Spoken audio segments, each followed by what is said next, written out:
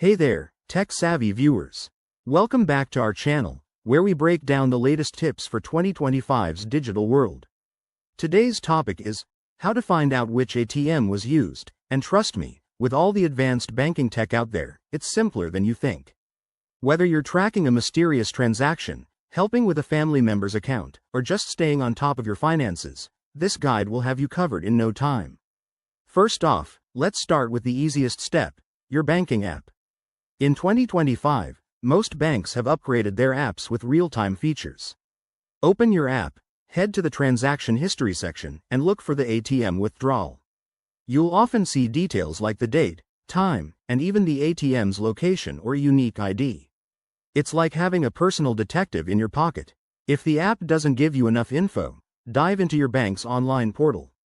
Log into your account, go to Statements or Recent Activity, and search for the specific transaction.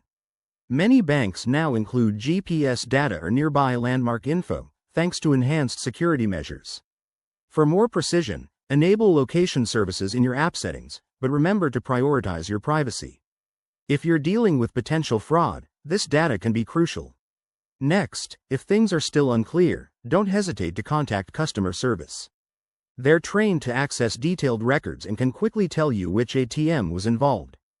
Be ready with your account details and transaction ID for a smoother process. In cases of suspicious activity, report it immediately to your bank's fraud department or local authorities. This not only helps you but also prevents future issues. Remember, staying vigilant is key in 2025's connected world. Wrapping this up, following these steps will make tracking ATM usage a breeze. Give it a try next time you need to investigate, and let us know in the comments how it worked for you. If you enjoyed this video, hit that like button and subscribe for more handy guides. Thanks for watching. See you in the next one.